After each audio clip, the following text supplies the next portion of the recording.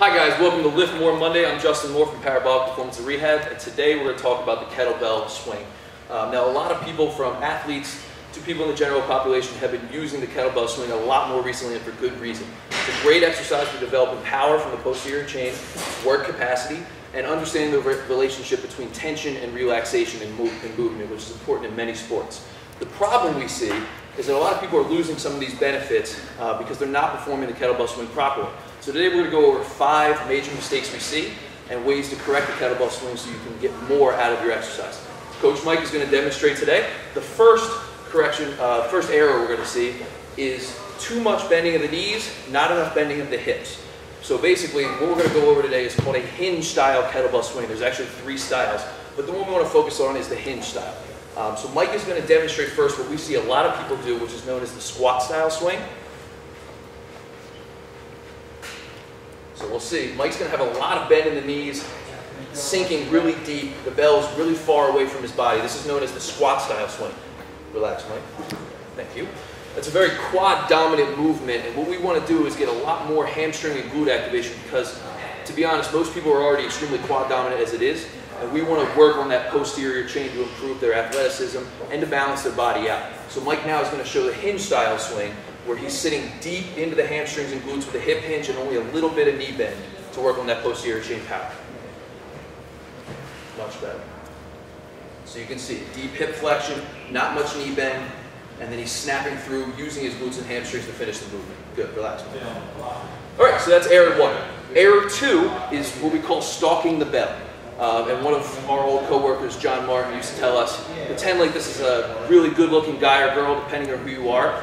Let them come to you. Don't stalk the bell. So what Mike is going to show is what a lot of people do, which is they end up bending at the hips and beginning to drop into the flexion portion of their swing long before the bell gets to their body. What we want to do is keep the bell close to our body at all times and wait for the arms and the bell to come contact us, push us into that hinge. So first he's going to demonstrate the error.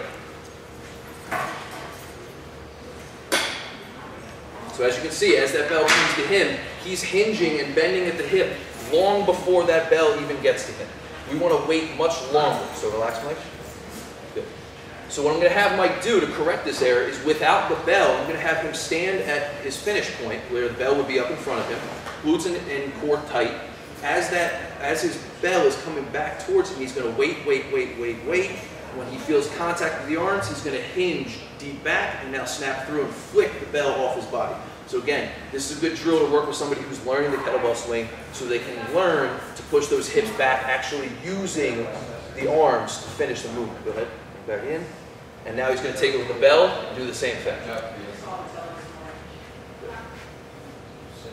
Excellent. A couple more, Mike.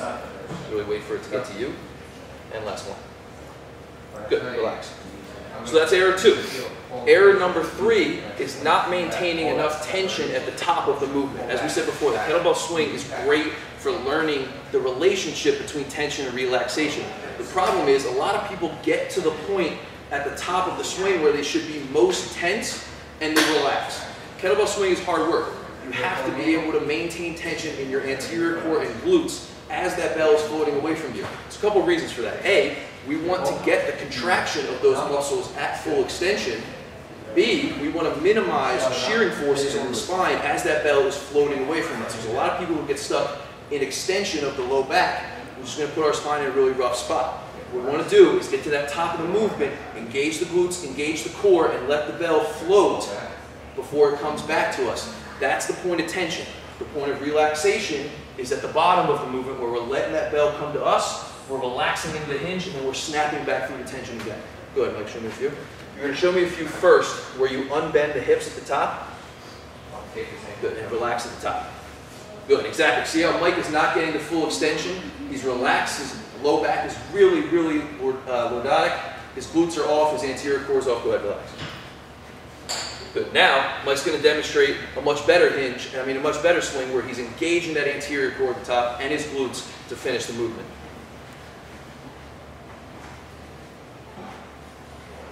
Good.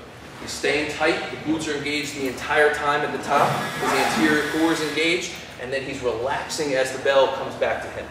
Good. Thank you. The fourth error we see is using too much of the arms, okay? The shoulders should not be pulling the bell up and through the movement at any point. The arms are like cables. They should be holding the bell, but the hips are doing all the driving and movement, okay? So what we see is a lot of people get to the top and they end up pulling and shrugging the shoulders to pull the bell higher. Don't worry about how high the bell goes. Drive with your hips and let that bell come up to no higher than chest level. Anything extra is just extra work being done by your shoulders, and that's not the point of the exercise. So Mike's going to show a few with the error. So he's shrugging, he's pulling high, he's getting a lot of activation on those shoulders, and he's really not finishing the movement in his hips anymore. Good, relax, Mike. Now the correction is going to be to make sure you're driving the hips and just letting that bell float as you come up. Opening the chest, keeping the core tight, but never pulling with the shoulders. All right, Mike, show a few of those. Excellent. Chest is open, core is tight, glutes are tight, shoulders are relaxed at the top, the bell is floating. Good, relax. So I didn't tell Mike he was going to have to do this, so I'll demonstrate it. But there's a drill you can do. I would recommend doing it with lighter weight and make sure that you have a decent handle of the kettlebell first. But you can actually let go of the bell at the top just to make sure you're not actively pulling with the arms. So from here,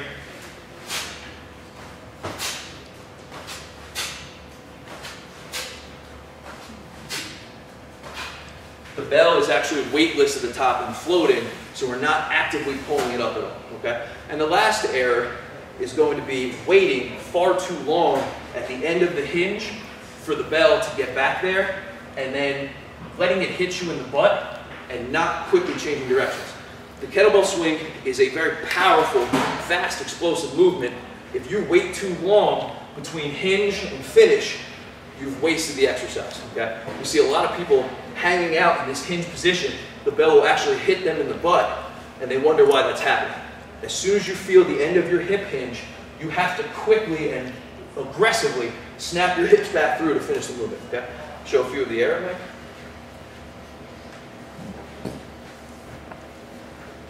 A little bit long. There you go. So you can see the bell is actually hitting him in the butt from behind because he's just taking way too long in his hinge. Okay, relax. Now Mike's going to show what it should be. Again, a quick, aggressive change of direction, which is the biggest transfer to sports that we're looking for. Go ahead. Good. As soon as he finishes that movement, he gets deep into the hip hinge and he's snapping back through, actively engaging his core and his glutes at the top. One more. Good. Thanks, Coach Mike, for doing a lot of swings today. That was Lift More Monday. We'll see you guys next week.